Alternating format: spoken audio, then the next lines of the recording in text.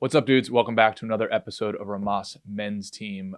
Pretty simple. We are a group of guys helping each other make progress towards each other's goals.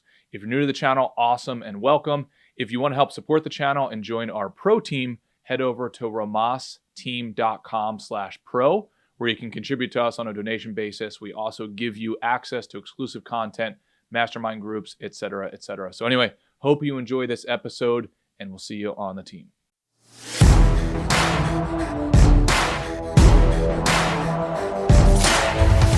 We are live. It is, I count this as officially the holiday season after Halloween ends. I'm not a big Halloween guy, but the whole Thanksgiving and Christmas is coming up here, and I'm pumped. It's my favorite time of year. Yeah, I loved Halloween, Wes. I went out with my daughter trick-or-treating. I put on my cowboy attire, like 1/4 of the village people kind of thing. And Yeah. I had a great time. Um, yeah, people like in the first half of the night, you don't see too many grumpy people dressed up in costume, right? Towards the end of the night, uh, people's high expectations maybe get caught up with them, and you get some grumpy referees, bumblebees, whatever, she devils, but I come on, man, don't be such a Grinch. Halloween's awesome. Yeah, no, it's not that I dislike it. It's just I completely forgot that it was Halloween up until 2.5 days ago. It's just one of those things that never really jazzed me up very much, but I could see the fun of it, I guess it's just like Thanksgiving and Christmas just always, Halloween was kind of backlit by those two things, so. And so what are your Thanksgiving rituals? Like, what are you excited about in the Thanksgiving season? Well, I think as it relates to our team, right, our men's team, I personally look at Thanksgiving, like the last month-ish, essentially, month and a half of the year, as trophy taking time. It's honestly the time where I feel like I can exhale a little bit, and where you get to enjoy family, and it's sort of baked into the fabric of society. So family's also available, if that makes sense. So as you know, Ray, like when we went to New York last year with the family, you were part of that, and I don't know what we have, like 11 people there or whatever it was. That's just 11. It felt like 40. Yeah. So I really enjoy that whole thing. Like, to me, it feels like that's why you work so hard, is to earn that last month and a half of profit taking, 100%, man. I'm excited about it too. Now, we've had Canadian Thanksgiving already, but I agree with you that the whole family feasting, time off, quality time, all that stuff. It's great. I'm excited for it too. Oh yeah. And for me, Halloween is part of that, right? When you're a dad, Halloween isn't about you as much as it is about the kids. Or the kids in the neighborhood, or the community, to some extent. So, Halloween was, for me this year, was quality time. A lot of quality time with my daughter Thea, driving way out to some costume store, getting there, and she's like, "No, I don't like any of these vampire costumes," and so driving home empty-handed, and all that, seething resentment, that just seems so minor now. And then walking around the neighborhood with Thea was fun. Again, quality time. She got a huge bag of candy. She said it wasn't enough. We had to go back out. I was in my buddy's cowboy boots, which are like 2 sizes too small and 2 sizes too narrow. But I'm off my feet now. And so I would argue that when we get to a more mature stage, especially with kids involved, that Halloween kind of like fits nicely into the Thanksgiving Christmas bundle because it is also an opportunity, like our member Ryan said on one of our earliest podcasts, activity based quality time. Yeah, yeah, that's fair. Yeah, no, I think it's a great idea. I think, maybe a theme of today's conversation, right, is how do you incorporate more family? Like, because what I am made aware of at the end of the year is like get reoriented with family because I basically go into, I guess, some sort of weird reverse hibernation mode the entire year of hard to get in contact with me. And I'm not saying this as a badge of honor. I'm almost saying this like as an admission of guilt of like, even when family calls me, it's hard for them to get a hold of me throughout the entire year. So I think having a flag in the ground at the end of the year that's saying, no, like, remember, stupid, this is family time, take a couple weeks off if you can, and be super present to it. So we're hosting Thanksgiving this year. I think there's going to be probably about like 30-ish people. Um, uh, and then I might even do a whole 2 weeks of like Christmas celebration. Um, so we'll see. Now, what does 2 weeks of Christmas celebration look like for you? What are some of the highlights? Oh yeah. So flying back to Philadelphia, that's my hometown, for as many of you know. And then we go to some plays in Lancaster, which is like Amish country back in Philadelphia or Pennsylvania, which they have outstanding theater there. Um, and then going to New York City for a few days and nights, and just that whole vibe. Like, California is amazing. I absolutely love Southern California, but it does lack the Christmas feels because 85 and sunny is a tough life during Christmas. I knew And you'd I knew you'd put a brag in there. yeah, I knew you'd yeah, put a yeah, yeah. So, you want it to feel like a Hallmark movie. Do you know what I mean? And absent the weather, apple cider, like yeah, mutt mittens, all that stuff. yeah, exactly. But as the older I get, and Matt and I used to have these conversations of not only active participation, active creation during that season, because I think us men oftentimes we just bring our meat bag human to whatever party, and we just stuff our face with the Reluctantly. food. Yeah, we didn't host the party. We didn't make any of the food at the party. We judged the food that others made at the party, while we're consuming 6,000 calories. So what I would have a call to action to for all of us men is like, how about this year you show up with a new identity where you're actually creating or contributing to those events if you maybe historically you've been lacking in that area. Yeah, it's called leadership, right? Yeah, and I think that's a great idea. Like host something Yeah. this holiday season. Uh, and it doesn't have to be, a banquet, a three-course meal. It can be uh, a movie on a couch.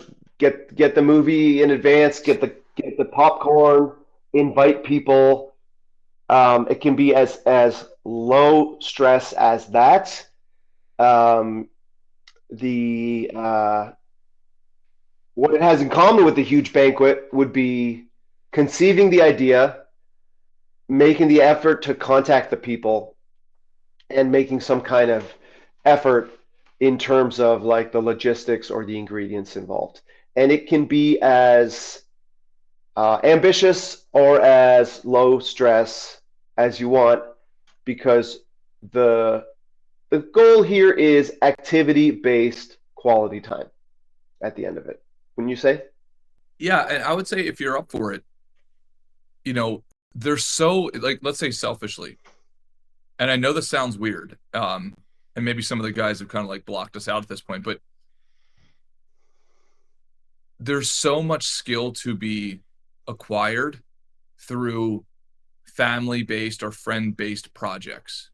I know it sounds crazy, but if you've never hosted a dinner and like and I would actually almost almost I want to take the opposite approach of what Ray's saying. Respectfully, Ray, just hear me out for a second. Make it as stressful as possible, right? By like trying to throw the best possible thing that you are capable of right now to push yourself outside of your own expectations. I'm not saying that Ray's wrong. You do either way, but on occasion try that just in your family life where it's relatively low stakes in terms of like you're not going to get fired, right, if you burn the turkey. Um, and just see what that's like. And I think you'll surprise yourself. First of all, I think you'll be surprised how fucking hard it is. You know, like, dude, making a dinner, like, dude, go and try to make a 3 or 4 course meal for 6 people, and you'll just see the logistics that is involved, right? Oh shit, I have like, and make sure the food is edible. Number one. Number two, try your best to make sure it's hot when it's supposed to be hot, right? And then make sure the dessert is. Do you know what I mean? Like coordinating all of these things. It's the same thing in business. You're just Kyle right now, who's on here. He's doing a phenomenal job. He is coordinating our end of year holiday event. We're going to have probably 200 to 300 people there, and what he's doing is incredibly hard, right? I would argue that having a family dinner or a friend dinner of 6 people is a scaled down, but still maintains a lot of the components, right, at a microcosmic level. So you get to acquire those skills, and now you're the type of man who can run an event, right? And no different than when Jordan Peterson talks about get up and make your bed every morning and clean your room. That's just like the original seed of progress that you could make. Do you know what I mean? It's like, here's the domain you have control over, and here you can impact this.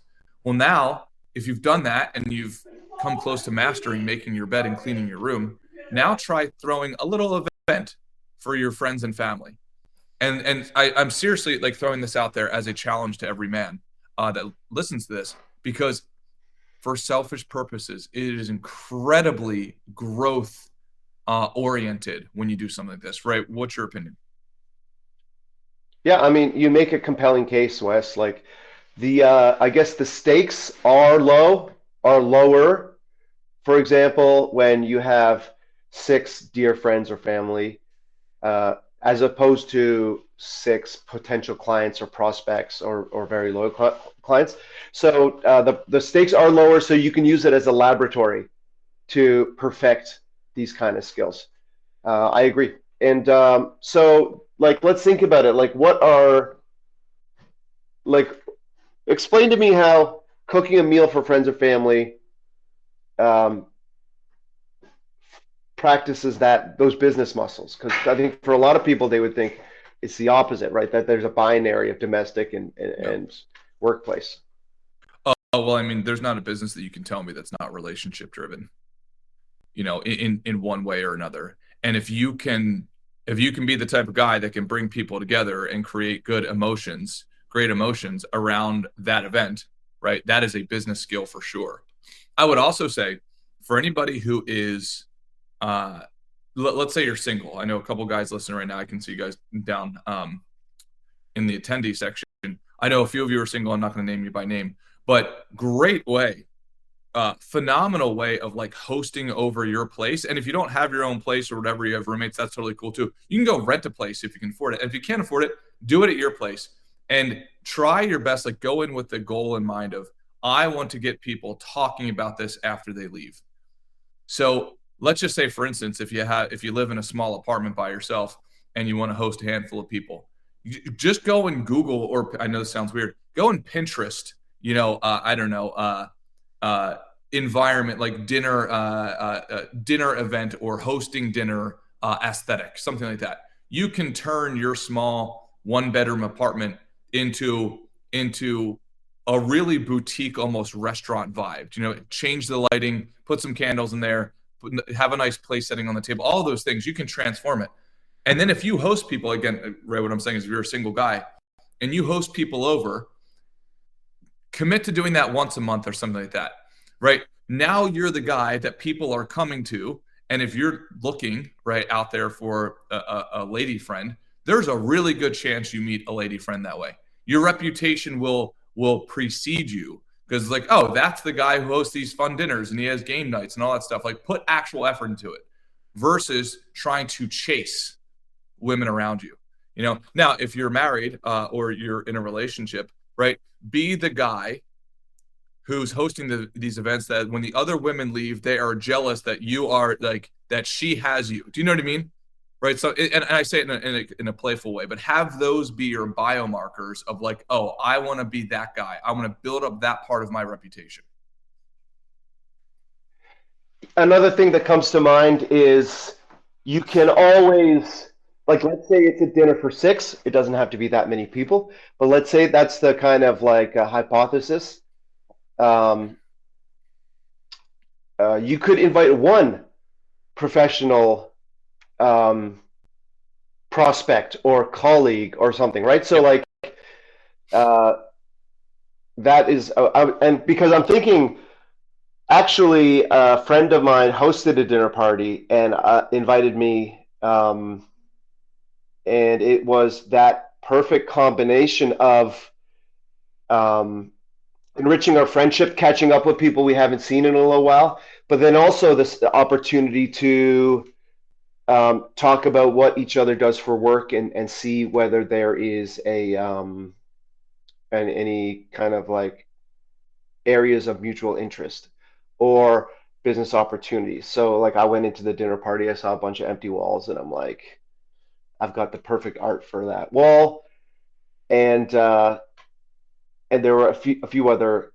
There was a divorce lawyer, and there was a business, two people who have a lot of business in Copenhagen. So like as it turns out, it was just like now that I think about it, it's exactly what you're promising in a situation like that, right? Now, this fella who hosted this dinner party was a real estate agent. So, like, so much of their work has a social component that, of course, he would do it, but that's not an excuse for the rest of us not to do it. Oh, yeah. And so I guess my additional challenge, so this is like the bonus points, right, or the hidden level, would be have this dinner party for six or whatever, and then invite that kind of that X factor, whether it is a female romantic prospect or a potential client or one of your colleagues from work that you want to kind of deepen that relationship with. Yeah, great idea. And Paul Wall saying over in the comments that he's hosting the Tyson fight coming up, and he hasn't had a big friend event get together since and that's COVID. His version of a dinner party. Oh, absolutely. Yeah, just like an event-based thing where you're actually putting. Now, I would challenge Paul. No, right? sorry, Like, time out. I was roasting him. That does not qualify as a dinner party, Wes. Well, so that's hold on. Why don't Yep. Why don't you get six people over and to watch the Tyson fight? Why don't get your grandma, Rosie, get like one of your clients. Why not? Yeah. So I would probably meet you guys in the middle, meet you and Paul in the middle of like, turning look at it on your phone while the dinner is being eaten. Is that meeting us in the middle? Yeah. So I think there's tremendous value in hosting the bros over, and making it like try to 10x the value, right? Hey, instead of just me calling Domino's Pizza, I'm going to call the boutique pizza place or whatever. Like, try your best to make it special, again, to acquire the skill and make it a memorable event for everybody. So I have nothing against, like event-based, like events on top of events. So, hey, I'm having everybody over to watch the Super Bowl or the Tyson fight or whatever. That might be the primary thing that we're doing, but I can build this environment around it. Do you know what I mean? Oh, Paul says attending, not hosting. I'm trying to back you up here. You're making it even worse. Yeah, and so, Paul, feel free to disregard any of Wes's dinner party advice. He's way out of his lane here. Like, you just bring some goat cheese and sprinkle it on those pizzas, and you just see how quickly you'll be thrown out of that party, okay? Go, enjoy it. maybe recruit one of the people there to have, so someone else is hosting, maybe recruit one or two of those people there to come to the one that you're going to host next, or just if it's so much fun, offer like a challenge we could make to you is offer to host the next one. Yeah, absolutely. And I would challenge everybody to do it before the end of the year, right? Like before everybody gets super busy again or tied up with their job, with their business, etc. Like throw your hat into the ring as an active participant in this holiday season. Honestly, even if it's like a week after the end of the year, something like around the epicenter of the holiday season, I think is a phenomenal exercise for a lot of us men. Because let's be honest, all of us have to grow up in a certain way, and I do think that what modern men are lacking is like a certain rite of passage into manhood. And I do think though that the modern update of that should be like several rites of passage. Like increasing skill over here. Okay, now you're a man over here, but you have immaturity over in this area. Okay, enhance your maturity over in this area. Therefore, you go through the rite. Do you know what I mean? Does that make sense, Ray? Yeah, and that there must be some kind of crisis of community in our culture. The way that schools, the way that a school, the family unit, and maybe the parish or whatever your faith tradition is, scouts, and then like the Elks Club for or something, or Legion Hall for like all of these kind of institutions play a much smaller role in men's lives in our generation. Yeah. And that is now all of those places were places we can go and sneak away to drink and get away from our family, which is not always a good thing, not always a bad thing. But I think you are right that it's undeniable that the kind of the brotherhood, the bond, and the mentorship, Yeah. and the training that occurs.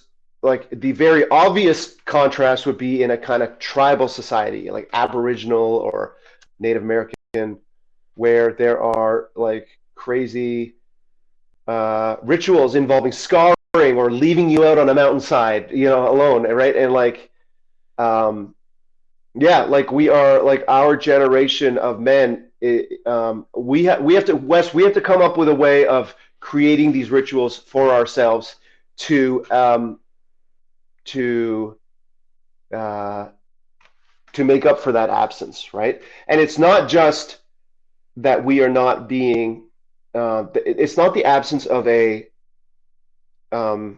maturity, maturation, entering into manhood ritual on its own. It's also the lack of the tribal elders kind of like carrying you through that, right? I feel like there's a lack of continuity with like the blueprint being passed from generation to next. No, it's a very fair observation and one that I would certainly agree with. What are some of the things that you would put on that list?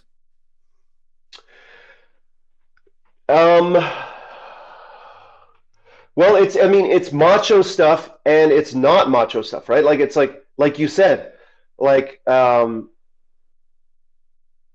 to host a dinner party. I'm not sure how often Jocko Willnick talks about that on his podcast, or David Goggins, right? But there's these and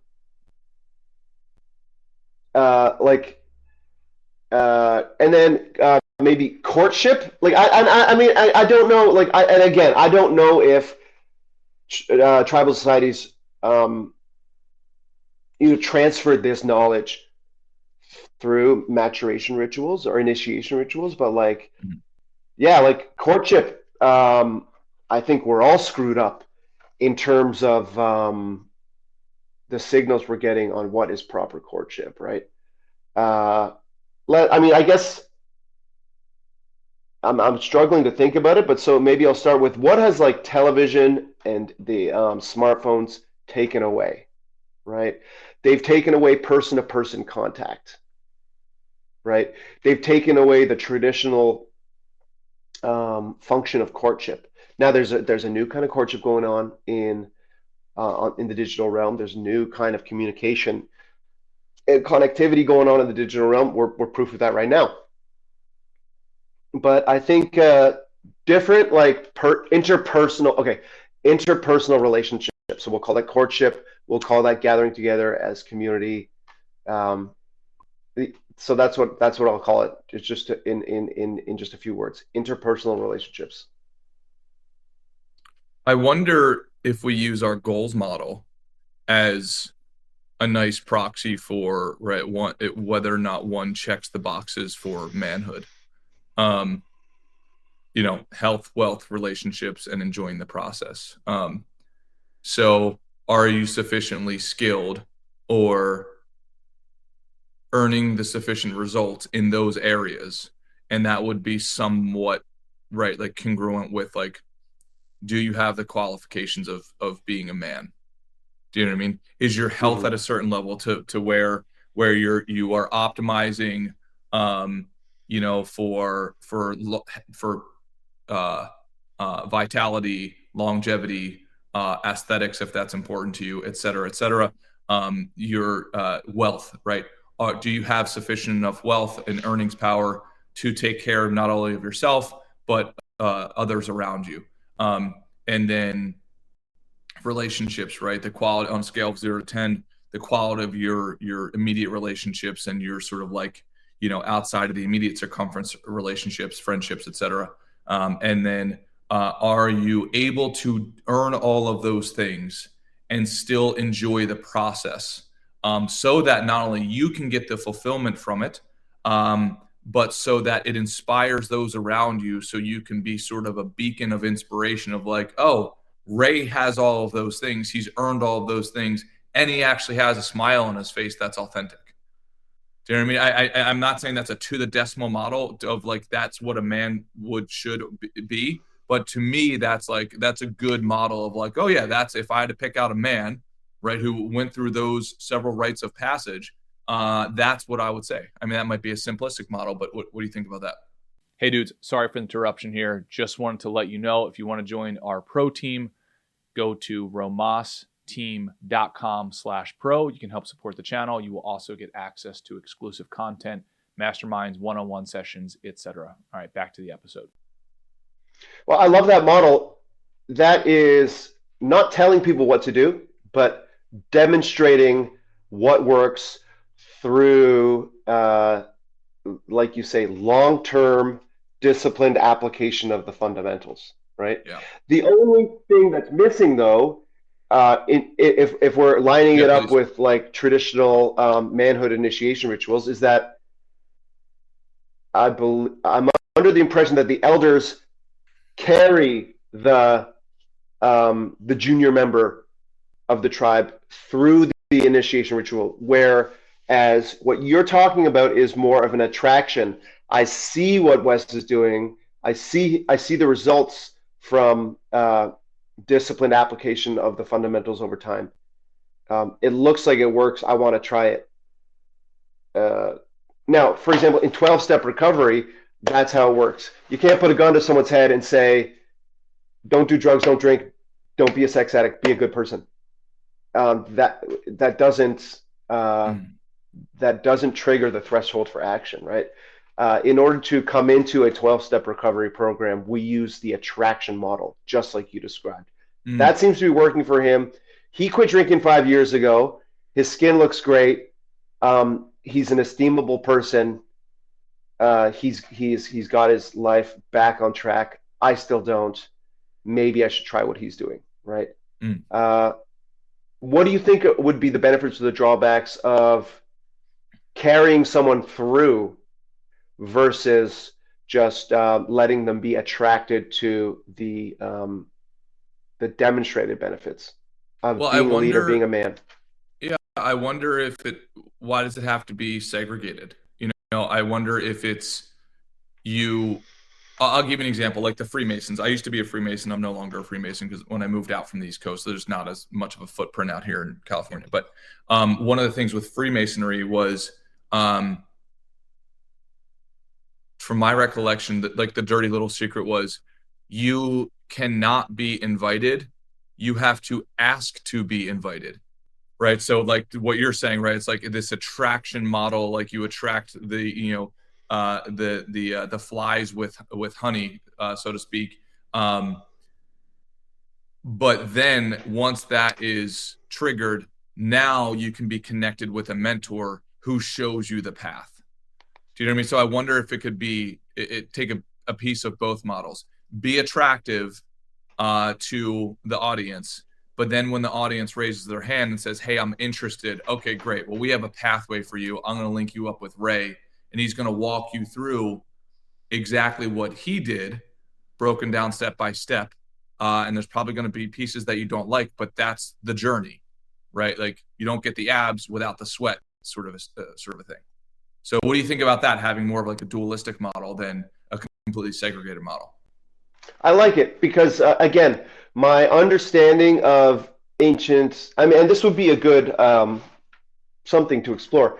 Like, rather than just saying, hey, look at those Indians over there. They're so happy galloping around on their horses, right? To actually better understand the mechanics of um, masculinity initiation rituals. Like, if we're saying they're so important and they're lacking, maybe I owe it to myself to learn a little more because who knows? There may very well be both at play, like you said, an attraction uh, element, such as, hey, look at all these guys here who went through the initiation ritual and didn't get thrown out of the tribe. Maybe I want to be one of them who gets to stick around, or whatever, Yep. or have whatever definition of success.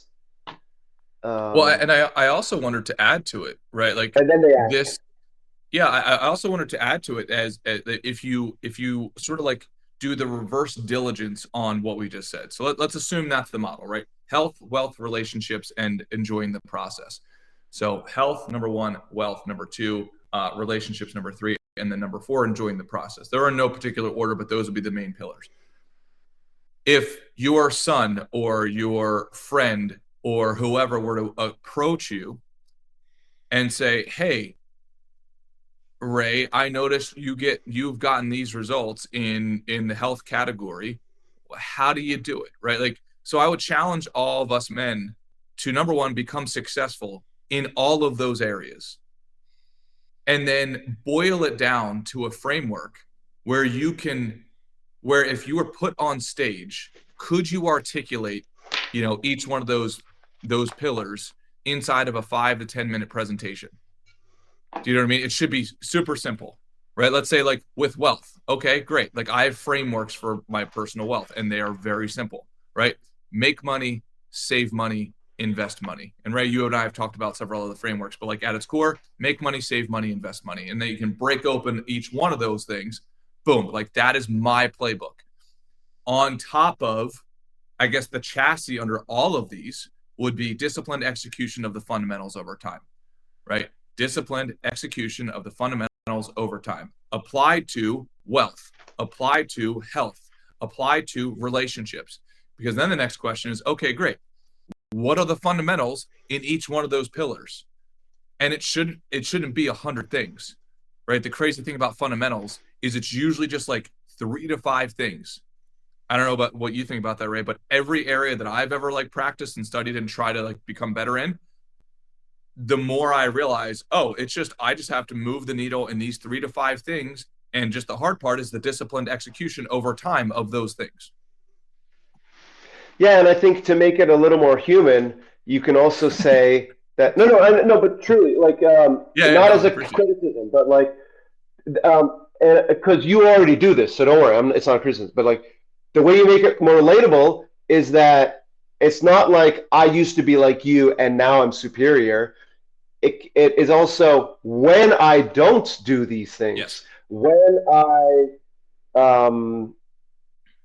don't live up to the standard I just described, there is immediate feedback, right? Yes. So, for example, the body you see before you doesn't go to the gym every day or 3 times a week, and there's demonstrable scientific verification why it was better to do that. Right? And so the ideal schedule includes gym 3 times a week. I know this because I did that last year. I ain't doing it this year, and I look gross, right? And so Oh, I you think look great, buddy. I no, but I mean that's why we always do this from like here to here. But no, no, but you know the point I'm trying to make is right. It's not Yep. like uh, I'm better now. It's like there's a real time analysis because when you binge on snacks or where you either work too hard or play too hard or whatever, and the other pillars suffer.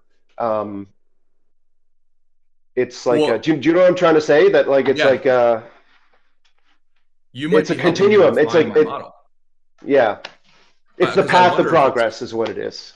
yeah, yeah. I wonder if it's actually disciplined execution of the fundamentals forever. Do you know what I mean? Like instead of like over time, it's like to be more specific, forever, because the law Yeah. of entropy or atrophy is very real. You know, as we've said on here before, I heard this great quote of like, life and business is like rollerblading. There is no maintenance mode. You're either speeding up or you're slowing down.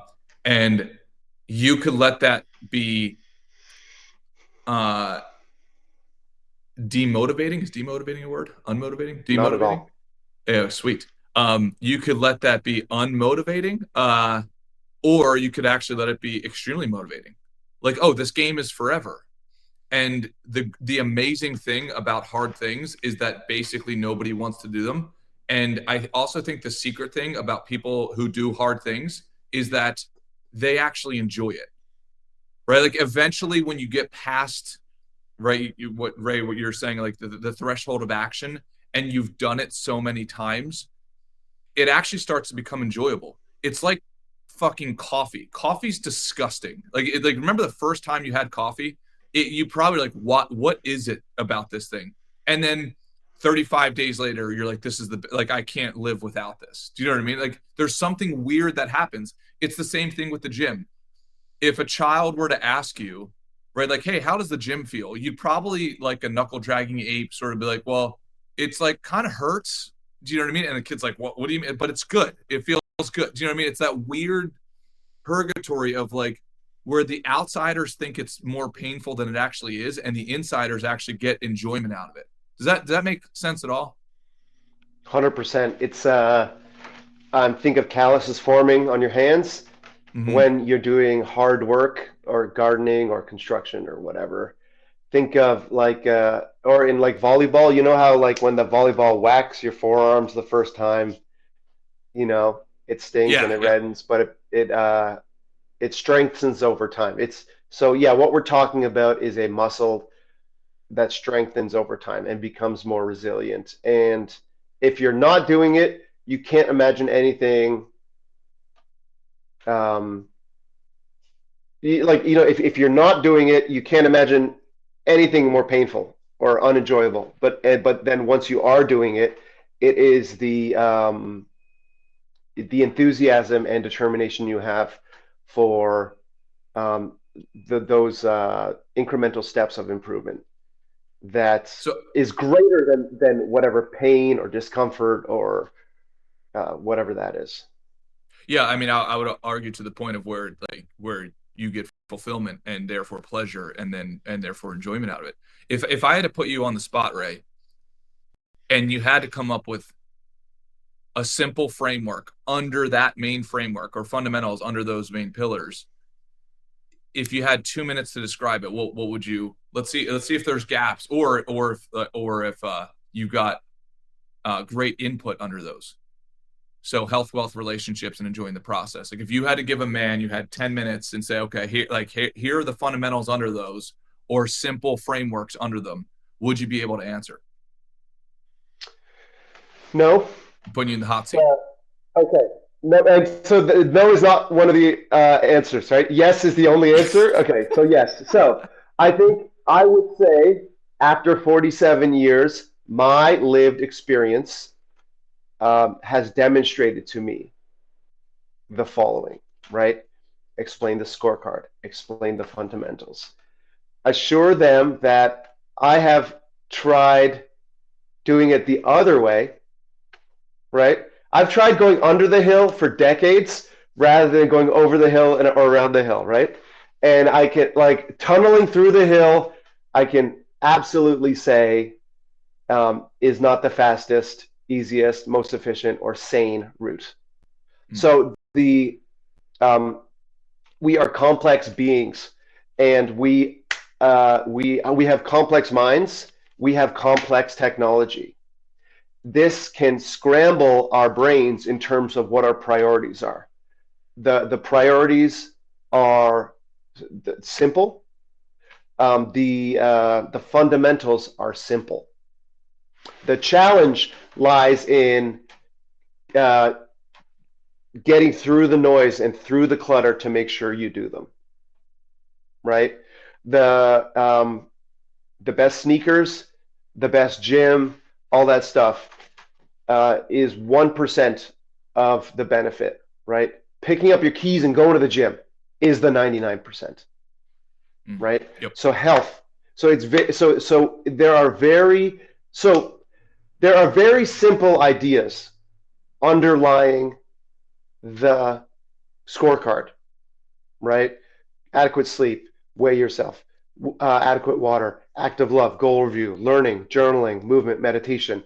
I also add pray and music. Those are very simple ideas. Simple and easy are two different things. Yes. Right? 100%. Drinking an adequate amount of water is simple. I have a cup, I have a tap, do that 3 times in a day. But the way our modern condition is structured, that days, weeks, months, years can go by without me getting adequate hydration. So those are some of the thoughts that come to mind. They are easy, they are simple to do. They are not easy to prioritize in the kind of world we live in. Yep. Yeah, I think that's outstanding. I think if a man were looking for some additional pragmatic things, or if we run through the list real quick, health, work out every day, right? Some version of it. And then so that's like the physical activity part, get sleep, water, and then nutrition. I prefer the density diet, like we've talked about in the past, optimizing for micronutrient density, fiber, etc. And then, of course, stay within a certain caloric range. Those would be the handful of things under health. Wealth, like I said earlier, make money, save money, invest money. Make as much money as possible, save as much money as possible, invest as much money as possible, right? Simple model. And of course, it's a journey under each one of those fundamentals. I think create value or create value for others. Oh, yeah. I think there's room for that in just that one more additional idea under wealth. Yep. Yeah. It also 100%. flows into relationships. Create value for others. And if you want to get more in depth, you can have that 90-10 ratio, payback ratio you're talking about. But anyway, you're in relationships. Go ahead. Yeah, well, so we'll back up to wealth. Yes, in the make money part for sure. Okay, let's double click into make money. What are the subcategories of that? Yes, Ray, you're spot on, right? Create disproportional value in a very dramatic fashion, right, to other human beings in exchange for money.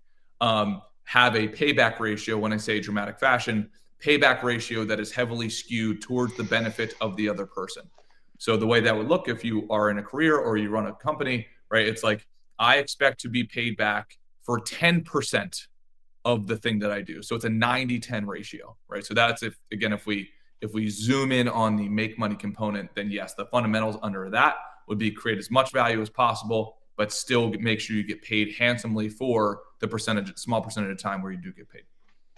If we move on to the relationships, very similar thing, right? Like the golden rule comes to mind. Treat others like you want to be treated. And again, yes, Ray is spot on. Create as much value for others, but still have a payback ratio, right? Like host the dinner parties, call the friends, be there, etc. But on the other side, you have to be careful of not becoming a martyr, not be taken advantage of, and so on. That's where that payback ratio really pays off, right?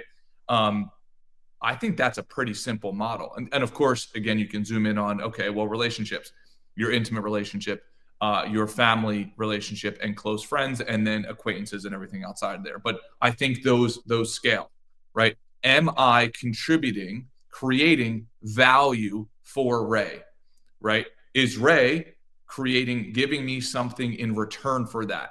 But my expectation being, I only need him to give me 10% back. I'm willing to go 90. I need him to go 10. You know, if he's not willing to go 10, we can't exist in perpetuity, right? And hopefully he has got a similar, right, expectation of me, etc. I hope I'm delivering. I hope I'm delivering the 10, Wes.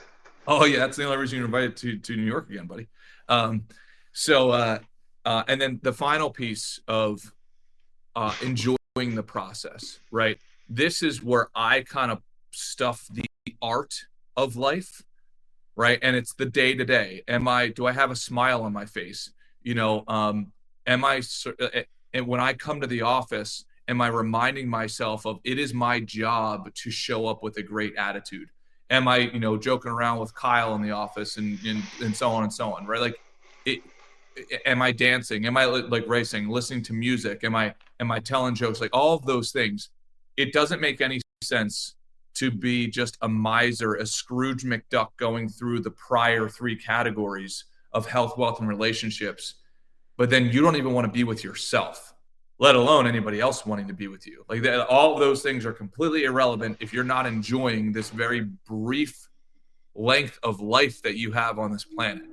And I forgot that for probably a decade, so that is a very important category that I think needs to be observed along with the other main pillars. Something that comes to mind, one of like Wes's little wisdoms, we'll call it. That goes on a mug. That's pretty good for merch, Kyle. If you're listening, it goes in relationships and it goes in enjoying the process too. Remind me of like your mom and like you have a constitution or a document that you read before you meet her because of the way her little habits and your little habits are so different that it can drive you crazy or whatever. But you read this document in order to remind yourself of her value. Or can you explain that? Because I think that's very useful. Before I commit a homicide here at my mom's house, I need to be reminded of that. Or like my mom is so helpful, and I want to help her too.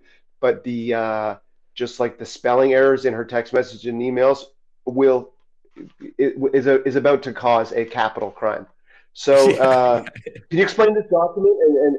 And this is an example of like double clicking down on the relationship category. Yeah. So I think I got it because it kind of cut out there. But so there's something in psychology that I believe Daniel Kahneman found, who is arguably one of the most famous behavioral psychologists on the planet. Well, I guess he passed away, I believe, not too long ago. There's something called base rate fallacy in human psychology, which is the failure to recognize the whole pie because all you have in front of you is the slice. So that can be applied in many different areas, but especially when it comes to human relationships. If Ray says something to me right now that insults me, my focus will be zoomed in on that thing. So, but we need to remind ourselves to zoom out and look at the macro, right? Or if my mom is making noise in the background while I'm trying to record a podcast, and I'm trying to cover my mouth saying, I'm going to murder you if you don't stop this, right? You know what I mean? Right? In that moment, our psychology is just focused on the immediate. That's how our architecture is built. Versus, it's super simple. Zoom out, right? So what I have to do for my mother, because we think very differently. I'm highly analytical. She is highly emotional, which when I read my document, reminds me why she was such a great mom. Do you know what I mean? It's like zoom out. Oh, remember, she like literally one of the first things on my document is remember that she didn't leave you when your father did. I usually don't even have to really get much past the first sentence. Do you know what I mean? So it's like, okay, it's okay that when if I'm reminded that she actually stuck with me and raised me, then maybe I'm okay with when I call her after I'm on the plane that she doesn't pick up, despite the fact that she called me 27 times. like when my plane was in commute. And then when I need her to pick me up and I call her when the plane's actually landed, I have cell phone service. Apparently she throws her phone in the middle of the Atlantic Ocean, right? So it's like I need sentences, right, to remind me of the base rate, right? Remind me of the whole pie. And we can do that in all of our relationships. And that can bridge the gap of like, oh, I'm just being me right now. And me really sucks right now because I'm just thinking about like, oh, like this is inconvenient for me. It's like, oh, she could have left you too, just like your dad did. How about that? Do you know what I mean? So yeah. Yeah, that was a lot of sharing, Wes. Uh, yeah, lot to munch on there. You're not, but like you do have a little.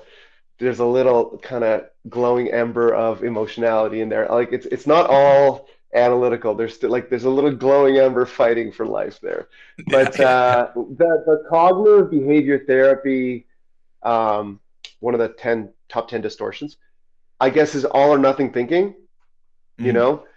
know, Wes is late to the podcast, comma, Wes is always late to the podcast. Come here, come here.